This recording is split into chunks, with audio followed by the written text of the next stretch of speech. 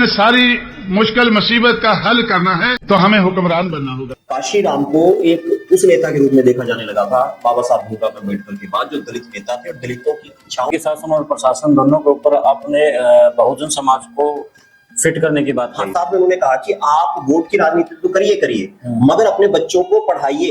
एक तरह से साइकिल से पैदल चलकर लोगों के बीच में जाकर उस सफर को पूरा किया और सत्ता के बारे में जो कहते थे कि जो बिल्कुल ही क्रॉस करके काशीराम अपने घर से निकल गए थे, तो उन्होंने बल्कि अपने कार्यकर्ताओं को जो उनके थे उनको भी ये बात कही थी कि मैं किसी शादी विवाह में नहीं आऊंगा। सत्ता यानी कि पंजाब से मुहिम शुरू होती है, यूपी में वो कामयाब होती है, और जबकि पंजाब के अंदर जो दलित वर्ग की आबादी है वो इतनी है कि अपना खुद का सीएम बना सकते हैं। कोई पैसा खर्च नहीं किया। एक पुस्तक है मैं काशीराम बोलदा हां, पंजाब से निकली है। हम बात करेंगे मायावती को लेकर के भी। मायावती से मिलते हैं काशीराम, अलग अलग तरह के आरोप भी लगते हैं, लेकिन आप बीजेपी से गठबंधन कर रहे हैं तो आपको नहीं लगता कि आप कमजोर हो जाएंगे? तो उन्होंने कहा कि जब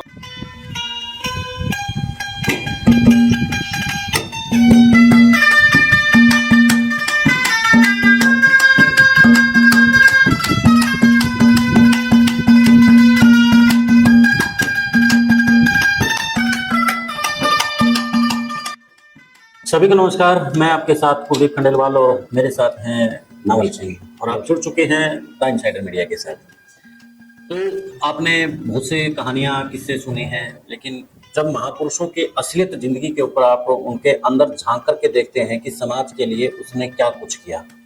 आज हम मान्यवर काशीराम के ऊपर बात करेंगे। क्यों मान्यवर काशीराम कहा जाता है, क्या उनके जीवन में संघर्ष रहा है, काशीराम ने आखिरकार शादी क्यों नहीं की, संतान की बात करते थे तो वो झुंझला क्यों जाते थे।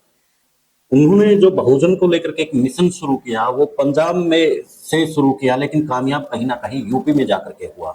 आखिर क्या कारण रहे, पंजाब में मिशन कामयाब क्यों नहीं हो पाया? तमाम सवालों के जवाब हमारे साथ आज सामाजिक चिंतक के साथ में वरिष्ठ पत्रकार नावल सिंह जी हमारे साथ हैं। नमस्कार। तो नावल जी, स्वागत है सबसे पहले हमारे इनसाइडर मीडिया के ऊपर आपका। जी नावल जी, काशीराम जी को कुछ चंद लोग कहूंगा मैं, क्योंकि ये एक विडंबना मानी है कि जो समाज के लिए काम करते हैं वही समाज कहीं ना कहीं उनको फिर भुला देता है।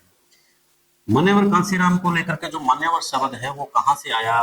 उनको गांधी तक भी कहा जाता है आज के युग का, तो क्यों कहा जाता है, क्या खास बात रही है ऐसी, तो बताएं।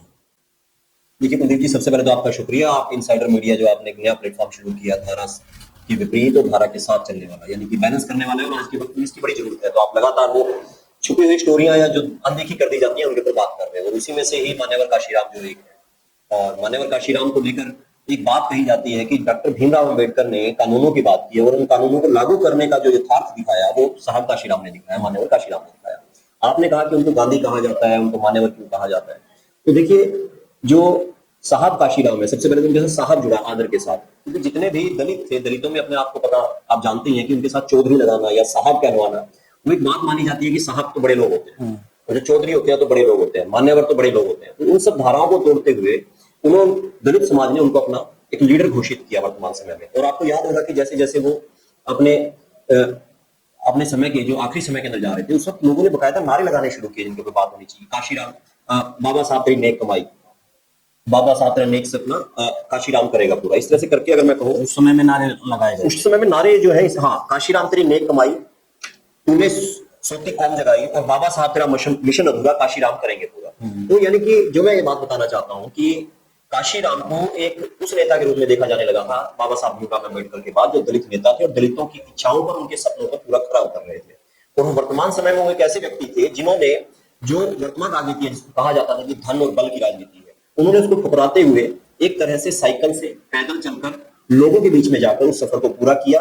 और सत्ता के बारे में जो कहते थे कि जो पूंजी चाहिए मेरे को, जब भी पूंजी मिलेगी तभी सत्ता की पूंजी हमारे हाथ आ जाएगी, तभी हमारे हालात बदलेंगे। उन्होंने अपना पूरा जो उम्र थी, पूरा जो समय था, इस चीज के ऊपर लगा दिया। नवल जी, जैसे आपने धन बल को लेकर के बात कही, आज भी कुछ नेता खड़े होते हैं दलित वर्ग में कि मैं जो समाज का एक दबा कुचला वर्ग है उसको उठाने का काम करूंगा, लेकिन काशीराम की तरह वो उठ नहीं पाते हैं। उस तरीके से वो राजनीतिक चेतना के साथ में वो नेता नहीं बन पाते। ऐसे क्या थे कि इसमें मान्यवर काशीराम में कि वो सूरज की तरह चमक उठे, लेकिन आज के नेता चमक नहीं उठते। देखिए जी, काशीराम साहब काशीराम ऐसे ही नहीं बने, उनके पीछे एक पूरा बड़ा सफर है। काशीराम का जो जन्म होता है, अब आप देखिए 1934 में उनका जन्म होता है, 1956 से सफर शुरू हो जाता है, 1978 में यानी 1978 में वो बॉम्ब से बनाते हैं, और उसके बाद फिर 2006 में जब उनका देहांत होता है, वो पूरे एक सूरज की तरह तप रहे होते हैं दिलीप राजनीति में। तो इसका कारण था कि उन्होंने अपने जीवन के साथ कुछ ऐसी प्रतिज्ञाएं ली, एक कुछ ऐसे नियम बनाए जिनका पूरी उम्र तक उन्होंने पालन किया। उन्होंने कहा कि मैंने घर छोड़ दिया, वो घर नहीं गए उसके बाद। आपको याद हो जो उनका लेटर है, अगर आप हमारे दर्शक भी उनको पढ़ना चाहिए, तो उन्होंने कहा कि मैं घर नहीं जाऊंगा। इवन ये कहा जाता है कि जो उनके घरों में जो मृत्यु होगी वो मृत्यु के वक्त भी नहीं पहुंचे। नवर जी, उन्होंने मैंने जब काशीराम जी के बारे में पढ़ रहा था तो एक बात आती है कि नो लाइफ नो वाइफ है, यानी कि वो ना घर बसाना चाहते थे और ना संतान पैदा करना चाहते थे, वो झमेले में नहीं पड़ना चाहते थे। झमेले में इसको आप उसी तरह से समझिए कि जैसे बाबा साहब कहते थे कि पूरा जो बहुजन है, पूरा जो दलित समुदाय है वो मेरे बच्चे हैं और उनके उसके लिए मेरे को काम करना है। परिवार जो है, अगर आप इसको किताबें पढ़ो, पुरानी किताबें, एंगल्स की किताब पढ़ो, तो परिवार जो है राजसत्ता का पहला अध्याय है अपने आप में, उसकी पहली जगह है। इसीलिए जब हम अपने परिवारों में एक जगह फंस जाते हैं तो बड़ा मुश्किल हो जाता है दूसरी जगह पे जाके बहुजन के लिए काम करना। उन्होंने ये भी एक सोच है, हालांकि अगर आप दूसरी तरफ देखेंगे कि जो महात्मा ज्योतिबा फुले को देखेंगे, वो अपनी वाइफ के साथ मिलकर संघर्ष कर रहे हैं, मगर उनको भी उस चीज का सामना करना पड़ा जो सत्ता उनके घर में थी। उनके पिताजी ने उनको घर से निकाल दिया था। तो ये चीज जो है, इस पे बिल्कुल ही क्रॉस करके काशीराम अपने घर से निकल गए थे। तो उन्होंने बल्कि अपने कार्यकर्ताओं को जो उनके थे उनको भी ये बात कही थी कि मैं किसी शादी विवाह में नहीं आऊंगा, मैं किसी के देहांत पे, जिसके बारे में कहा जाता है कि वहां भी नहीं आऊंगा, मैं जुलूस प्रदर्शन, यानी कि उन्होंने अपना पूरा समय उस राजनीति को दिया जो दलित और जो अछूत, जो बहुजन को ऊपर उठाने का काम करती थी, और उनका लक्ष्य एक ही था कि इनके हाथ में सत्ता आनी चाहिए। सत्ता यानी कि पंजाब से मुहिम शुरू होती है, यूपी में वो कामयाब होती है, और जबकि पंजाब के अंदर जो दलित वर्ग की आबादी है वो इतनी है कि अपना खुद का सीएम बना सकते हैं, लेकिन पंजाब में उनका मिशन कामयाब नहीं, यूपी में उनका मिशन कामयाब हो जाता है। क्या राजनीति का हालात रहते हैं? इसको अगर हम थोड़ा सा पीछे चले तो आप ये मान के चलिए कि बाबा साहब काशीराम जी ने अपने आप में ये लड़ाई महाराष्ट्र से शुरू की थी। उन्होंने कहा था कि महाराष्ट्र में जो बहुजन आंदोलन है वो बहुत ज्यादा ऊंचाइयों पर था, और जो उसका इतिहास अगर आप खुदवा देंगे तो महाराष्ट्र के अंदर से एक बड़ा इतिहास है। पैंथर आंदोलन वहां से चला, पेरियार आंदोलन वहां से चला। तो उसके बाद वो वहां से निकलकर पंजाब आते हैं, जो कि उनकी जन्मस्थली है। पंजाब में भी देखा जाए तो जो इस तरह का भेदभाव है वो उसकी धरती रही है। चाहे वहां पर सिख धर्म पनपा, जो गुरु साहब थे, गुरु साहबों ने वहां पे अपनी वाणी को प्रचारित किया, एक फर्क तो था, मगर वहां भी एक भेदभाव था। पर कई बार क्या होता है कि जो जड़ें पनपनी होती है वो कहाँ पनप जाए, किस वक्त पनप जाए, इसका पता नहीं होता। क्योंकि यूपी में भी भेदभाव बहुत जोरों पर था, और यूपी से ज्यादा अगर हम कहें तो बिहार में भी, आज भी बहुत ज्यादा है। यूपी से ज्यादा बिहार में भी है। पर यूपी जो है वो दरवाजा है दिल्ली जाने का। यानी कि अगर आप एक समय तक प्रधानमंत्रियों को देखें तो अधिकतर प्रधानमंत्री सारे के सारे यूपी से बने हुए हैं। तो यूपी बड़ा क्षेत्र है, बड़ी विधानसभा है, और वहां जब वो गए तो वहां के लोगों ने इस चीज की जरूरत महसूस की और वो काशीराम की तरफ अट्रैक्ट हो गए, तो वहां से सत्तागढ़ में जाने का उनका दरवाजा खुल गया। नवल जी, पूरी बात से पहले मैं ये चाहूंगा कि मान्यवर काशीराम को लेकर के आप उनका थोड़े समय में उनके पूरे जीवन के बारे में बताएं। देखिए कि काशीराम जी, जो साहब काशीराम जिनको कह देते हैं, मान्यवर काशीराम कह देते हैं, अब वो एक समय में एक आम इंसान ही रहे थे, मगर उनमें कहीं ना कहीं ये था कि वो दूसरों से अलग हटके सोचते थे, वैज्ञानिक सोच थी। और वैज्ञानिक सोच का ये प्रमाण है कि जब उन्होंने DS4 बनाई, दलित समाज शोषित जो समिति बनाई, उसका जो DS4 है वो उसी तरह से लिखा जाता था जैसे H2SO4 लिखा जाता है, यानी केमिकल रिएक्शन की तरह। उन्होंने वो एक उस तरह से वैज्ञानिक सोच की तरह हर चीज को देखते थे कि किस तरह से हम दलितों को इकट्ठा करके एक सोसाइटी बना के हम समाज को बदल सकते हैं। हालांकि फिर बाद में उन्होंने उस बात को आगे बढ़ाया, उसको बहुजन समाज पार्टी की तरफ लेके गए। खैर, अगर हम बात करें नौकरी करते करते जो पहला वाक्य हमसे जुड़ा हुआ है, जो सभी लोग जानते हैं कि छुट्टी की बात थी, कि जो हमारे महानायक है उनकी छुट्टी क्यों नहीं होती। उनके एक साथी थे राजस्थान से, तो उन्होंने छुट्टी अप्लाई की थी, मगर उस छुट्टी के ऊपर उस छुट्टी को नहीं माना गया, तो उस पर जितना भी खर्चा था फिर उसकी कानूनी लड़ाई लड़ने में, वो काशीराम जी ने लड़ाई लड़ी उसकी, और उसके बाद वो छुट्टी मानी भी गई। मगर वहीं से उनके दिमाग में ये आ गया कि आखिर कितने हमारे लोग दबे कुचले हैं, और वो आज भी दबाव सहन कर रहे हैं। क्योंकि इस तरह की सोच का डेवलप होना वो आपके जीवन में कभी भी हो सकती है। हम ये नहीं कह सकते कि उनके दिमाग में पहले क्यों नहीं आई, बाद में क्यों आई, ये किसी वक्त क्लिक हो सकती है। और जब क्लिक हो गई तो उन्होंने उसको पकड़ा, उसके बाद उस रास्ते से वापस नहीं गए। उसके बाद उनका जो सफर शुरू होता है वो नंगे पैरों भी शुरू होता है, चप्पलों में भी शुरू होता है, जूतों में भी शुरू होता है, और वो उनके ऐसे हैं जिसके ऊपर उन्होंने कभी कोई पैसा खर्च नहीं किया। एक पुस्तक है, मैं काशीराम बोलदा हां, पंजाब से निकली है, उसके अंदर काफी ऐसी कहानियां लिखी हुई हैं इस तरह की कि काशीराम किस तरह से अपने शरीर, अपने कपड़ों की चिंता किए बगैर सिर्फ इस बात पे रहते थे कि मुझे लोगों के लिए कैसे काम करना है। उनके बारे में कहा जाता है कि एक बार उनका कोट फट गया, तो कोट फट गया तो सर्दियों के दिन थे, तो उन्होंने किसी दुकानदार के पास जाके कहा कि उनको कोट दे दो। उन्होंने कोट के कुछ रेट बताए, मगर वो कोट का रेट काफी महंगा था, उनको लगा महंगा, क्योंकि लोग तो करोड़ों लाखों रुपए के कोट पे खरीद लेते हैं। उन्होंने कहा इससे सस्ता दिलाओ, तो उससे सस्ते पे गए तो उन्होंने कहा अभी ये भी नहीं है, तो उससे किसी और के पास गए, उससे सस्ता मांगा। तो लास्ट में स्थिति ऐसी आ गई कि एक दुकानदार के पास जब वो गए, उन्होंने कहा कि अगर आपको इतना ही सस्ता चाहिए तो आप शमशान घाट से क्यों नहीं ले लेते? हम्म, तो उसने वो बात खिंच के कही या कैसे भी कही, मगर साहब काशीराम को ये बात जच गई, वो वहां गए और वहां से उन्होंने एक कपड़ा उठाया और वो पहन लिया। तो ये उनकी सोच थी कि वो चीजों के ऊपर पैसा खर्च करने की बजाय किताबों पे और आंदोलन पे पैसा खर्च करते थे। असल में देखो, जिस वर्ग की वो बात कर रहे थे वो आर्थिक तौर पे कहीं ना कहीं कमजोर है और उस तरीके से वो फाइनेंस भी नहीं कर सकते थे। तो जाहिर सी बात है कि उन्होंने अपने जो सुख थे उन पे कंट्रोल किया और आगे मिशन को बढ़ाया। तो नवल जी, उस जो वो दौर था, आज भी बड़ा दौर खतरनाक है और उसमें भी बड़ा दौर जो खतरनाक था, खास तौर पर दलित वर्ग के लिए। तो क्या कुछ दिक्कतें आई कांशीराम को उस वक्त में? कहाँ कहाँ उनका विरोध हुआ, किस तरह का उनका विरोध हुआ? देखिए, जब भी कोई महान व्यक्ति, जिसमें महिलाएं भी शामिल है, पुरुष भी शामिल है, जब समाज को बदलने की बात करते हैं और उस रास्ते पर चल भी पड़ते हैं, तो देखो दिक्कतें तो आती हैं। आप ये कहें कि दिक्कतें नहीं आई होंगी, वैसा नहीं हो सकता। कई बार खाना भी नहीं मिलता था, बगैर खाने के भी कम मिलते थे। उनकी पुरानी तस्वीरें देख लीजिए कि वो, उनके बारे में कहा जाता है कि वो कनस्तर बजा बजा के लोगों को इकट्ठा कर लेते थे, खुद ही बैनर लगाते थे, पैदल चलते थे, साइकिल का सफर करते थे। साइकिल का टायर पंचर हो गया तब भी उनके पास पैसे नहीं है, साइकिल चोरी हो गई तब भी वो काम कर रहे हैं, लोगों से बतिया रहे हैं, बातचीत कर रहे हैं। बातचीत करने का उनका बड़ा साधारण तरीका था। उनके कुछ भाषण है यूट्यूब पे, मैं चाहूंगा दर्शक उनको देखें कि वो बड़े अच्छे ढंग से उनके भाषण, अगर आप देखें तो उसमें बकायदा जो पैसे की बात हो रही है, वो बड़े बेबाक थे हर एक चीज के बारे में। वो कहते हैं कि हाँ, मैंने अपनी रैलियां जो है पैसों में बेची है। वो बोलते हैं कि मैंने 12-12 हजार में रैलियां बेची और मैंने 100 रैलियां अपनी बेच दी 12-12 हजार में, समय के लिए, मीटिंग के लिए। तो मेरे पास, हमारे पास इतने पैसे इकट्ठे हो गए और ये हमारे काम आएंगे। इवन उनका एक बड़ा भाषण के अंदर एक जिक्र है, आप यूट्यूब पे देख सकते हैं। उसमें वो कहते हैं कि हमें पैसा चाहिए और वो सामने वालों से जिक्र करते हैं जो उनके कार्यकर्ता हैं कि देखो मेरी उम्र 52 साल हो गई है, तो आप ऐसा करो, अब की बार 52 हजार रुपए दो। मेरे वजन के मुताबिक तो नहीं, मगर मेरे जैसे वजन तोलते थे ना पहले, तो तोलने का रिवाज है, दोनों मत मेरे वजन के हिसाब से नहीं, आप ऐसा करो कि मेरी उम्र 52 साल, तो 52 हजार रुपए दो। और उसके साथ ही ये भी करना कि 52 हजार लोग जो है वो रैली में आए, क्योंकि वो लोगों की भागीदारी नहीं बोलते थे, कहते 52 हजार लोग आएंगे तो मैं आऊंगा। फिर तीसरी शर्त वो इसमें जोड़ते हैं कि इसमें 3 हजार लोग बाइक वाले भी होने चाहिए, जो साइकिल, बाईसाइकिल वाले भी होने चाहिए, क्योंकि साइकिल की जो रैलियां की उन्होंने प्रथा चलाई, वो अपने आप में एक बड़ा आंदोलन था जिसमें कि बहुजन जुड़ता चला गया। और उनकी खास बात यही थी कि उन्होंने एक नए तरीके से बताया। आपको याद हो, उनकी तस्वीर है जिसमें उनके हाथ में एक पेन नजर आता है, पेन नजर आता है, उस तरीके से वो ये दिखाते हैं कि ये समाज जो एक पेन है, बड़े साधारण तरीके से बताते हैं कि ये 15% है और ये जो है 85% है। ये 15% जो है ये 85% के ऊपर राज कर रहे हैं। वो कह रहे हैं इसको ऐसे करना है, इस 85% को इस 15% पे राज करना चाहिए।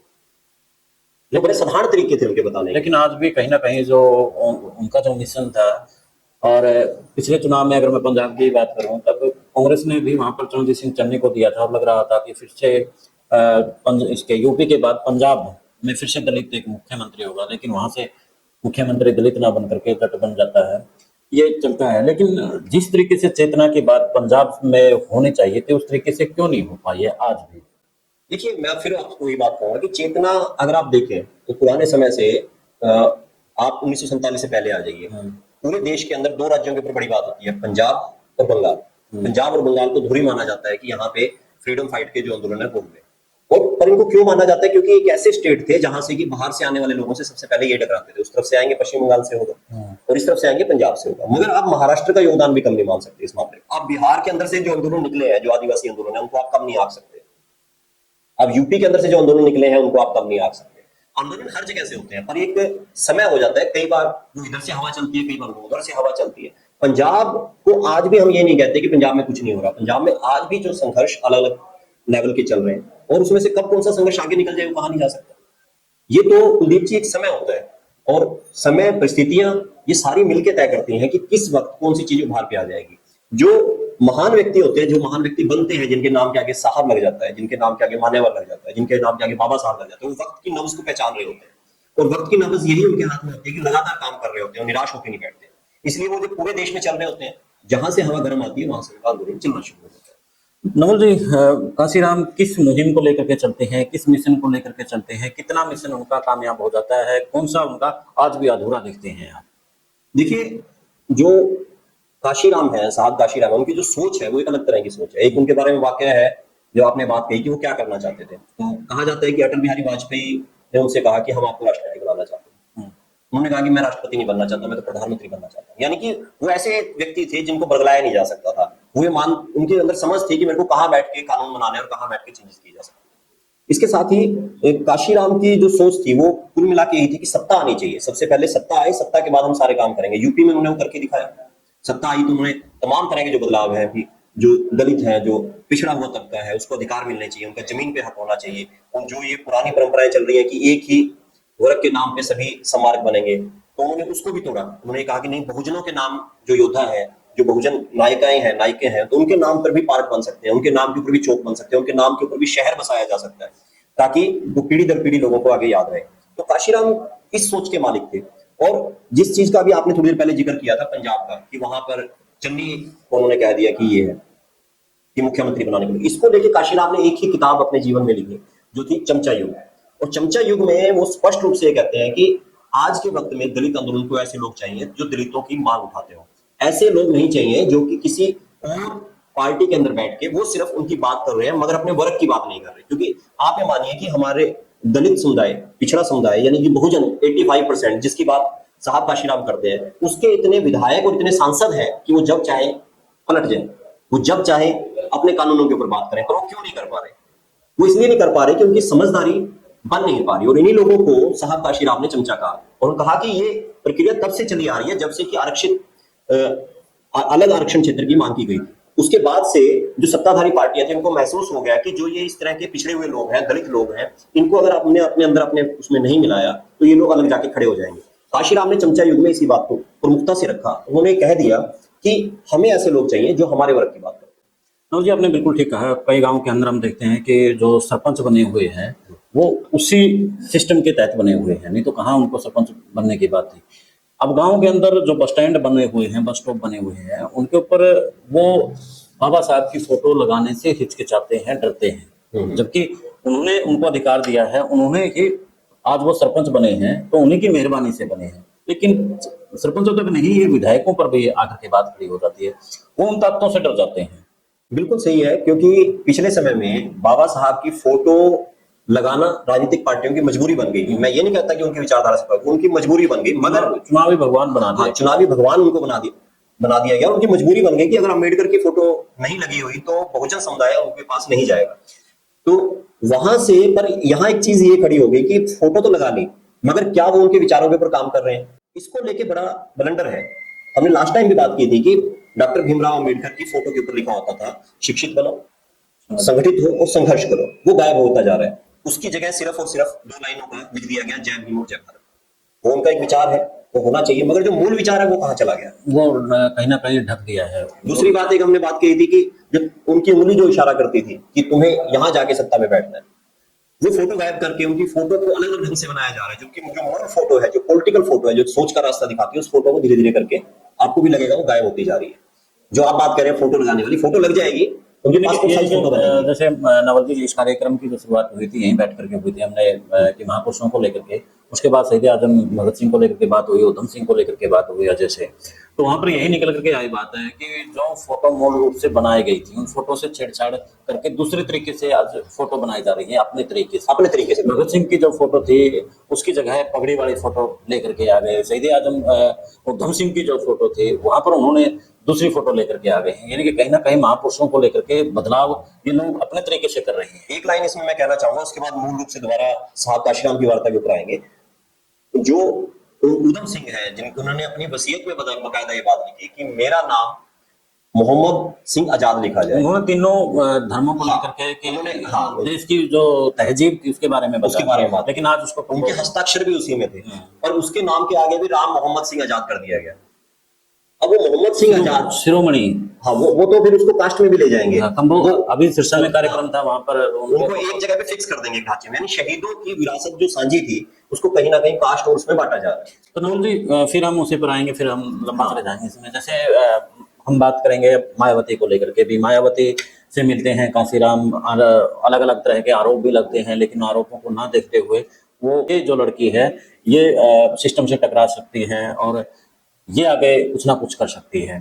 तो वो जो समय था कहीं ना कहीं बड़ा खतरनाक होगा उस वक्त। आज भी हमारे ऊपर कोई आरोप लगा दे तो बड़ा मुश्किल होता है। कैसे उन आरोपों को सहा काशीराम ने, कैसे मायावती को चीफ मिनिस्टर तक लेकर के गए? देखिए, ये जो आरोप लगने हैं महिला पुरुष संबंधों को लेके, ये कोई समाज में कोई बड़ी बात नहीं है। आंदोलन लड़ रहे लोगों के लिए कोई बड़ी बात नहीं है। अगर आप शहीद भगत सिंह उनके साथियों को लेकर सिंहावलोकन पढ़ेंगे तो उसके अंदर बकायदा आपको इस तरह के आरोप, इस तरह की सजाएं भी मिलेंगी, जहां पे कि एक हद तक वो लोग चलेंगे कि गोली मार देनी चाहिए। हालांकि वो बाद में पता लगता है कि नहीं, कुछ मिस्टेक्स थी। तो ये तो हमेशा से चला आया है और इसको लेके ये कोई यानी कि ये कोई इतना बड़ा विषय नहीं है जो आपके समाज के ऊपर उसको दबाव में ले ले। देखिए साहब काशीराम ने बहन मायावती की उस सोच को देखा, परखा और उसके बाद उसको आगे बढ़ाया और उस पूरे आंदोलन के अंदर अगर यूपी के अंदर लगातार बार बार मुख्यमंत्री बनी तो वो बहन मायावती बनी और उसने बकायदा वो बदलाव लेके आई और इस बीच उसने काफी कुछ सहन भी किया, बीच के जो उसको उत्पीड़न सहन करने पड़े जिसकी बकायदा इंटरनेशनल लेवल पे चर्चाएं बनी। आप वो अगर आप देखेंगे तो उन सबसे निकल के वो आगे बढ़े। और जब तक काशी देखिए एक व्यक्ति की एक सोच होती है, आप उसी सोच को दूसरे को कहो वैसा क्यों नहीं है, ऐसा नहीं होता। हर व्यक्ति का एक पैरामीटर्स होता है, जो आप कर पाएंगे वो मैं नहीं कर पाऊंगा। मैं आपके साथ रह सकता हूँ इसका मतलब ये नहीं है कि मैं आपके जैसा। अभी महात्मा गांधी के साथ कितने लोग रहते थे, वो महात्मा गांधी थोड़ी ना बन गए, उनका बेटा भी नहीं बन पाया। बाबा साहब के साथ कितने लोग रखते थे, वो बाबा साहब थोड़ी ना बन गए। अम्बेडकर के साहब काशीराम के साथ जितने लोग थे वो सारे काशीराम बन जाएंगे जरूरी नहीं। कोई पैरामीटर होता है, उनका लेवल था एक समय तक स्ट्रगल करने का, उन्होंने किया। और इस धारा में कभी भी मेरा जो मानना है कि उत्तराधिकारी तय नहीं होते, उत्तराधिकारी अपनी जगह खुद लेता है। ये कोई मठ नहीं है कि जहां हम किसी को कह दें, किसी को बना दें और वो उसको ले ले। ये तो साहब काशीराम को किसने जगह दी, उन्होंने अपनी जगह खुद बनाई। बाबा साहब को किसने अपनी जगह दी, उन्होंने अपनी जगह खुद बनाई। और आज के वक्त में भी जिन लोगों की हम बात करें कि चंद्रशेखर को आप देखिए, चंद्रशेखर ने अपनी जगह खुद बनाई। अभी आप हरियाणा में रजत कंसल को देख लीजिए, उन्होंने अपनी जगह खुद बनाई। उनके फादर भी हालांकि राजनीति में रहे पहले, उन्होंने अपनी जगह एक अलग मुकाम बनाया।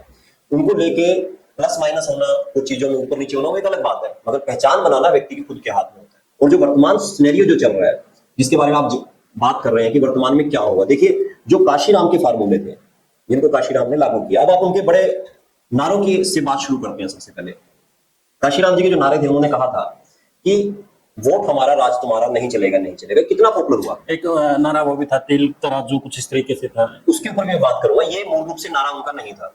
इसके बारे में एक पत्रकार साथी ने उनसे बात कही थी कि ये तिलक तराजू और ये वाला नारा, तो उन्होंने बकायदा इसको कहा कि ये नारा हमने कभी नहीं दिया।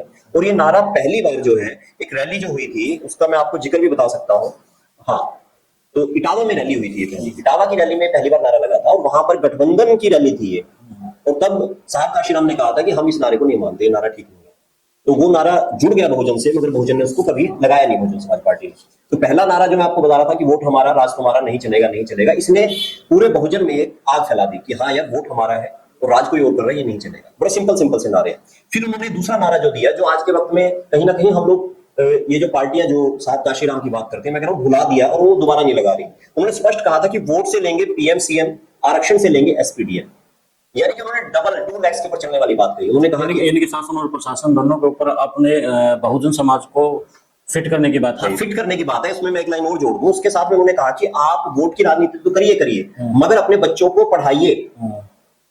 जो ये बात हो जाती है जिसको कहा जाता है कि कंपटीशन नहीं करते, इनकी सीटें खाली रह जाती हैं, तो उन्होंने कहा अपने बच्चों को पढ़ाइए। जब आपके बच्चे पढ़ेंगे तभी एसपी और डीएम की कुर्सी पर आएंगे। आपकी जगह खाली है, आप पढ़ क्यों नहीं रहे, आपको इतना स्पेस दिया गया है। तो उन्होंने कहा कि वोट से जो है हम पीएम सीएम बनेंगे और आरक्षण से हम डीएम और एसपी बनेंगे। ये नारा उनका दूसरा नारा था। तीसरा नारा जो उन्होंने बात कही कि जितनी जिसकी संख्या भारी उतनी उसकी हिस्सेदारी। उन्होंने 85 और 15 वाली बात कही जिसके बारे में हम ऑलरेडी बात कर रहे हैं। उन्होंने इस बात को बढ़ाया कि आपकी जितनी संख्या है आप लोग क्यों पिछड़े हुए। उन्होंने सोशल इंजीनियरिंग का सबसे बड़ा फार्मूला बनाया। उन्होंने कहा कि जितने भी लोग हैं इन सब लोगों को इकट्ठे होना चाहिए और इकट्ठे करने के लिए उन्होंने इस तरह के समीकरण भी बनाए। उस समीकरण बना के उस तरह के लोगों को उन्होंने इकट्ठा किया, उन्होंने कर दिखाया। उन्होंने बताया कि अगर बहुजन में दलित जातियां एक जगह इकट्ठी हो जाती है, वो 50% इकट्ठी हो जाती है, उसके बाद की जो 15% है, जो 25% है, वो भी उनके मिल जाती है, तो ऐसी कोई ताकत नहीं जो उनको आने से रोक सके। क्योंकि ये तो आप मानेंगे पॉलिटिकली कि जहां 50% इकट्ठा हो गया वहां बाकी का हालत है। तो इसी तरह से वो सफल हो पाए और मायावती को मुख्यमंत्री बना पाए। अभी इसमें एक और बात कहूंगा कि जो लास्ट में जो नारे लगने शुरू हुए, जिसके बारे में बात है, काशीराम तेरी नेक कमाई तूने सोती कौन जगाई। काशीराम पे विश्वास जमता जा रहा था तो लोग यहां तक ये नारा लगाने लगे थे कि बाबा साहब तेरा मिशन अधूरा, काशीराम करेंगे। अब ये जो सारा सीक्वेंस चल रहा है, इस सीक्वेंस के अंदर सबसे बड़ी ताकत मैं उनकी जो मानता हूं राजनीति में, वो थी गठबंधन की राजनीति, जिसको लेके काशीराम को कहा जाता था कि आप अवसरवादी हैं। उन्होंने समाजवादी पार्टी से गठबंधन किया। बहुजन समाज पार्टी और समाजवादी पार्टी ने उस वक्त यूपी में बीजेपी को रोकने का काम किया जब बाबरी मस्जिद विध्वंस की बातचीत हुई थी। उस वक्त ऐसा माना जा रहा था कि बीजेपी को यूपी में आने से कोई रोक ही नहीं पाएगा और तब ऐसा हुआ। दूसरी बात, बहुजन समाज पार्टी का गठबंधन कांग्रेस के साथ भी हुआ। बहुजन समाज पार्टी का गठबंधन उस पार्टी के साथ भी हुआ जिसको मनुवादी कहते थे, बीजेपी। काशीराम का सीधा मिशन यही था मान्यवर का कि हमें सत्ता में रहेंगे तभी अपने समाज की हम बात करेंगे। उनसे ये भी सवाल किया गया, ये जो आपने एक बहुत अच्छी बात की, उन्होंने कहा कि आप बीजेपी से गठबंधन कर रहे हैं तो आपको नहीं लगता कि आप कमजोर हो जाएंगे? तो उन्होंने कहा कि जब हम यहाँ से निकलेंगे तो हम बीजेपी को कमजोर करके निकलेंगे। लेकिन बाद में ये भी कहा था कि हम निकले थे कांग्रेस को, बीजेपी इसको, कांग्रेस को कमजोर करने की बात कही थी। हाँ, नहीं, पहले उन्होंने कहा था कि देखिए, हाँ, वो जो लाइन आप कह रहे हो उसमें उन्होंने ये कहा था कि हमारा अब तक टारगेट कांग्रेस थी, हमने कांग्रेस को खत्म कर दिया, और इस बीच बीजेपी भर रही है, अब हमारा अगला टारगेट बीजेपी रहेगी। हालांकि वो उम्र के इस पड़ाव में पहुंच गए थे कि काफी चीजों में तकलीफ शुरू हो गई थी, मगर अब अगर वो होते तो उनका अगला टारगेट बीजेपी होती है। उनके सारे फार्मूले जो है वो बीजेपी को परास्त करने में लगते हैं। उनका जो सपना था कि बहुजन सत्ता में बैठे, वही उनका सपना होता है। तो क्या उनका सपना नवल जी लगता है आपको कि अब पूरा हो रहा है, बहुजन जाग गया है, बहुजन राजनीति फिर से जिंदा है, या फिर दोबारा से फिर कांशीराम की जरूरत है? देखो, काशीराम की जरूरत है या कहें कि अंबेडकर की जरूरत है, वो देखो, जरूरत तो समाज को नायकों की रहती है। इसमें भगत सिंह की जरूरत है, उधम सिंह की जरूरत है। देखिए, हम ये नहीं कह सकते कि बहुजन को लेके एक नायक यही हो गए, दूसरा नहीं है। इस तरह के नायकों की एक पीढ़ी दर पीढ़ी है, और ये पीढ़ी दर पीढ़ी चलती रहती है, और इसके उत्तराधिकारी हम तय नहीं करते, उत्तराधिकारी समय तय करता है। उत्तराधिकारी व्यक्ति खुद बन के आता है और कहता है कि हम इसको संभालेंगे।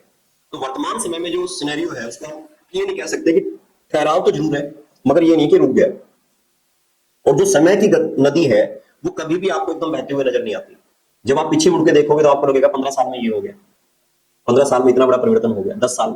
अगर आप तुरंत देखोगे तो तुरंत कुछ नहीं नजर आएगा। तो इसी तरह से हम ये मान के चलें कि आगे कुछ नहीं होगा, ऐसा नहीं है। इंसान जो है दास प्रथा से निकल के डेमोक्रेसी तक पहुंचा, वोट की ताकत तक। एक वक्त दासों की तरह, दासों को मुर्गों की तरह लड़वाया जाता था, और आज ये वक्त है कि अगर ऐसा हो जाए तो ये कहा जाता है कि आप उसके अधिकारों का हनन करें। और आज तो आपको पता है भी जानवरों के भी अधिकार की बात होती है। तो यानी कि स्थितियां बदल रही हैं, स्थितियां ऐसी नहीं रहेंगी, और कोई ना कोई एक समूह, एक व्यक्ति के रूप में परिवर्तन हमें देखने को जरूर मिलेगा। नवल जी, उनका जो बड़ा से बड़ा एक सपना था, क्या लगता है, क्योंकि आपने मान्यवर कांशीराम को लेकर के काफी पढ़ा है, कि उनका ये मिशन अधूरा रह गया और ये मिशन सबसे इम्पोर्टेंट था? कौन सा मिशन आप कह रहे हैं? और ऐसा कौन सा मिशन था उनका कि जो आज अधूरा देखते हैं आप? देखिए, जो उनका मूल विषय है वही कि सत्ता में बैठना चाहिए बहुजन को, वो तो अधूरा है। मगर इसको पूरा हम इस विषय में कह सकते हैं कि जो बात बाबा साहब ने कही थी कि मैं कानून बना के जा रहा हूं, तुम लोगों को देश की संसद में बैठना है, उस देश की संसद में बगैर पैसे के, बगैर बाहुबल के, अगर किसी ने बैठने का, उसको सफल करने का एक्सपेरिमेंट किया, वो काम साहब काशीराम ने किया। लोग कई बार कहते हैं कि आम आदमी पार्टी ऐसे उभरी। मैं कहता हूं आम आदमी पार्टी से भी पहले अगर किसी ने ये बताया कि अपने लोगों के बल पे कैसे चुनाव लड़ा जाता है, कैसे चुनाव जीता जाता है बिना संसाधनों के, इनके पास तो संसाधन इनके पास तो थे। वो जो काम, इनके पास एक बड़ी फंडिंग थी।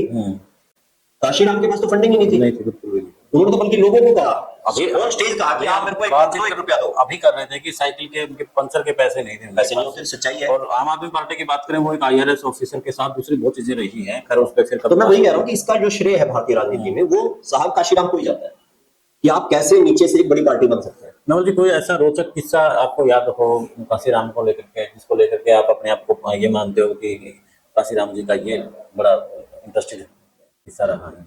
काशीराम को लेके मेरे को किसी ने बताया था एक किस्सा, वो शायद उस पुस्तक में भी होगा जो मैं काशीराम बोलता हूँ, किताब पढ़नी चाहिए पंजाब में, शायद उसमें हो गए। मेरे को किसी साथी ने बताया था। वो किस्सा ये बताते हैं कि एक बार कोई साहब काशीराम के पास कोई व्यक्ति पहुंचा और उसने आके ये कहा कि मेरे को ना फला थानेदार ने थप्पड़ मार दिया। तो कहते हैं कि साहब काशीराम ने उसको पीटना शुरू कर दिया और उसको कहा कि तू जो है प्रतिनिधि है बहुजन का, तू थप्पड़ खा के कैसे आ गया, तुझे वहां पे मारना चाहिए था, फिर देखता क्या होता। यानी कि वो उस परिपाटी के व्यक्ति थे जो हमेशा अपने आप को बहुजन का एक प्रतिनिधि के तौर पे दिखाते थे। वो बड़े सिंपल भी थे, मगर वो सोच को रखते थे। जैसे उनके बारे में कहा जाता है कि एक बार नरसिम्हा राव ने उनको कहा, एक मैसेज आया कि नरसिम्हा राव आपसे मिलना चाहते हैं। तो उन्होंने कहा कि नरसिम्हा राव को मिलना है तो वो मेरे पास आ जाए, मैं उनके पास क्यों जाऊं। यानी कि वो किसी कार्यकर्ता से मिलने पैदल भी जा सकते हैं, मगर वो इस ताकत को जानते थे कि अगर वो है तो एक बहुजन का अपने आप में बड़ा वोट बैंक है। अगर वो जाते हैं तो इसकी चर्चा होगी कि काशीराम नरसिम्हा राव के पास चला गया, यानी कि दलित जो है वहां चला गया। और अगर नरसिम्हा राव चल के आते तो ये बात होगी कि बहुजन के पास नरसिम्हा राव चल के आ रहा है, कांग्रेस चल के आ रही है। तो ये बड़ी उनकी जो, अगर आप उनके किस्से देखेंगे तो किस्से में आपको राजनीतिक चेतना मिलेगी, और यही राजनीतिक चेतना उन्हें काशीराम बनाती है। तो अंतिम में नवल जी, आज की जो राजनीति है, आज की राजनीति में मायावती भी कहीं ना कहीं चुपचाप बैठी है, चंद्रशेखर रावण भी उस तरीके से नहीं खड़ा कर पाए राजनीति में। तो कहाँ कमी नजर आती है आपको कि काशीराम के पास संसाधन नहीं थे, फिर भी वो पूरा सिस्टम खड़ा कर दिया, लेकिन आज हर चीज है, क्योंकि इन्फॉर्मेशन का सिस्टम है, एक क्लिक से दुनिया तक चीजें देख लेती है, तब तो कुछ भी नहीं था। देखिए, किसी भी आंदोलन के अंदर कई चुनौतियां होती हैं। जैसे कि अगर हम साहब काशीराम की बात करें तो उन्होंने स्पष्ट कहा था कि हम इस देश से जातिवाद समाप्त करके सामाजिक परिवर्तन लेके आना चाहते हैं। उन्होंने अपनी उम्र के अंदर बड़ी कोशिश करके एक उसका दृश्य पेश किया कि ऐसा किया जा सकता है। अगर हम कहें कि वर्तमान में ऐसा नहीं हो रहा तो मैं फिर इस बात के ऊपर आऊंगा दोबारा से, ऐसा नहीं होता कि नहीं हो रहा है, चल रहा है। पर हम लोगों की एक आदत बन गई है, आंखों की एक दृष्टि बन गई है कि जब पोस्टर लग जाता है तो हमें लगता है कि परिवर्तन अभी हुआ है। उस पोस्टर के लगने से पहले, उस मंच के सजने से पहले जो तैयारी चल रही होती है, कोई कोई मंच पे कुर्सियां लेके आ रहा है, कोई मंच पे पोस्टर लगा रहा है, कोई उसके अंदर रंग भर रहा है, वो सारी तैयारियां हम भुला देते हैं। हमें चीजें तुरंत होते हुए दिखती हैं तो हम उसको मान लेते हैं ऐसा हो रहा है। देखिए, वर्तमान में भी कहीं ना कहीं ये उधेड़ बुन चल रही है सारी की सारी। कभी भी आप परिवर्तन को नहीं रोक सकते। एक कविता है कि जो आपने पढ़ी होगी कि आप फूलों को खिलने से नहीं रोक सकते, फूल तो खिलेंगे। पतझड़ जितना मर्जी चाहे वो बसंत को आने से नहीं रोक सकता। तो इसी तरह से जो शोषित वर्ग जिसको हम कहते हैं वो अपने अंदर सुधार हमेशा करते हैं, लड़ाई हारता भी है जीतता भी। आप ये बता दीजिए, जो जो कैपिटलिस्ट भी है जिनको आप भोजन से अलग मानते हैं, क्या वो चुनाव नहीं हारते? वो भी चुनाव हारते हैं, वो भी पीछे हटते हैं। क्या कांग्रेस आज बैकफुट पे नहीं है? इसी वक्त बीजेपी के कितने लोग थे? तो ये तो एक परिवर्तन है चीजों में जो आगे पीछे चलता रहता है, मगर इसमें से कौन आगे निकल जाए और किसकी कितनी स्थिति में सुधार हो रहा है, ये बात मुद्दा रखती है। आज के वक्त के जो पहले आंदोलन हुए उससे बहुजन की स्थिति सुधरी है, राजनीतिक रूप से भी, सामाजिक रूप से भी, आर्थिक रूप से भी और शैक्षणिक रूप से भी। हालांकि उसको और सुधरना है। धन्यवाद नवाब जी। तो आपने मान्यवर कांसीराम को लेकर के उनके रोचक किस्से के साथ उनका जो मिशन था राजनीतिक तौर पर, तमाम जो बिंदु थे उन बिंदुओं को लेकर के जवाब नवल सिंह दे रहे थे। सवाल काफी गंभीर थे कि किस तरीके से उन्होंने बहुजन को जगाया, बिना संसाधनों के भी वो सत्ता की दहलीज तक पहुंचे और बड़े से बड़ा नेता को भी अपने पास बुलाए और एक नए इतिहास की रचना की। आज भी मान्यवर कांसीराम की जरूरत कहीं ना कहीं बहुजन समाज को होती है। बड़ा मुश्किल था, यानी कि दलित को इकट्ठा करना और बहुजन को, दोनों वर्गों को इकट्ठा करना बड़ा मुश्किल था, बड़ा चुनौतीपूर्ण था, लेकिन कांसीराम ने वो कर दिखाया था। खैर, आप क्या कहते हैं कांसीराम को लेकर के, आप अपनी राय कमेंट में जरूर देना और इसके साथ में कार्यक्रम में और किस महापुरुष की हम वीडियो बनाए जरूर बताना। दे इजाजत, फिर मिलते हैं एक नए मुद्दे, एक नए विश्लेषण के साथ। जय हिंद, जय भारत, जय हरियाणा। और जी बहुत बहुत धन्यवाद।